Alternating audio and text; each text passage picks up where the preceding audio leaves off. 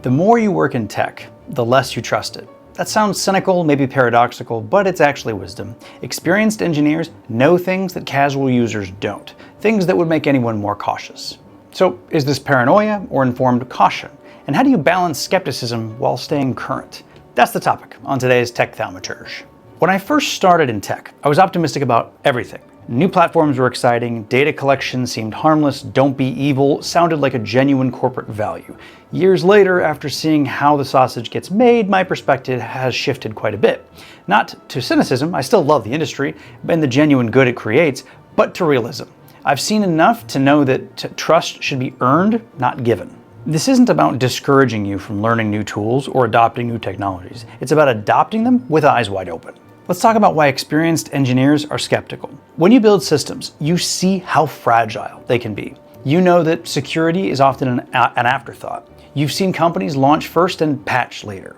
You've witnessed the famous move fast and break things include breaking user privacy. You know that many systems are held together with duct tape and optimism.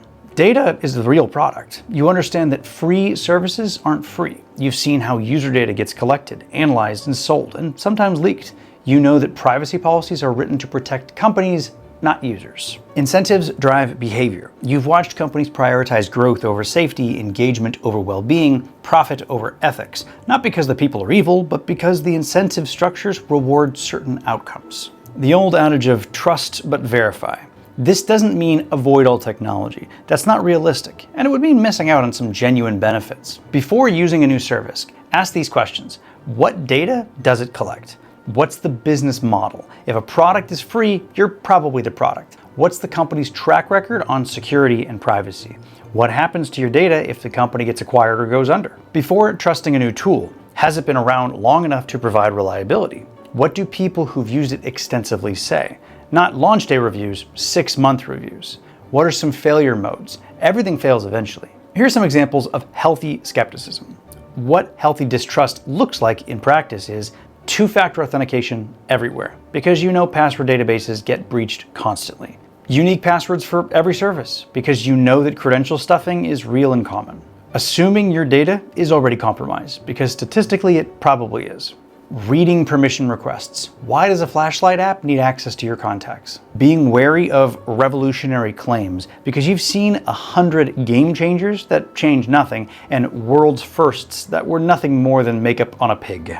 It means not blindly trusting AI output because you understand how these models work and their limitations. Now, on the other extreme, there's paralysis. There is a trap here. Some people become so skeptical they never adopt anything new. They're still using flip phones and paying with cash because they don't trust digital systems. That's not wisdom, that's fear.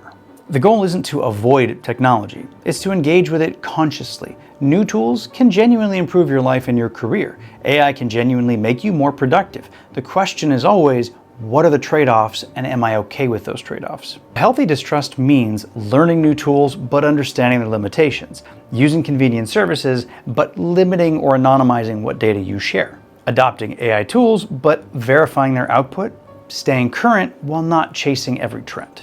So why does this matter for your career?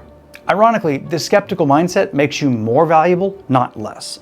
Companies need people who ask hard questions. What happens when this fails? Have we thought about security implications? What data are we actually collecting, and do we need all of it? The engineer who blindly builds what they're told isn't as valuable as one who thinks critically about what they're building and proposes thoughtful questions and solutions. Skepticism, properly channeled, is a professional asset. Well, here's how to cultivate a healthy distrust. When evaluating new technology, ask what's the business model, follow the money. It explains most of the behavior. Next, assume everything will be breached eventually. Act accordingly with what you share. Wait for the hype to settle. First adopters find the problems. Second adopters get the fixes. Read negative reviews. What do people complain about after using something for months?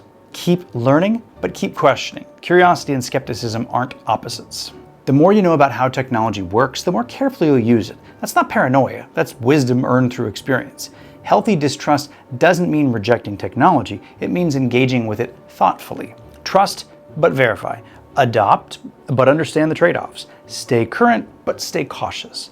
The best engineers I know are enthusiastic about technology and deeply skeptical of it at the same time. They build things and question things in equal measure. That balance is what you're aiming for.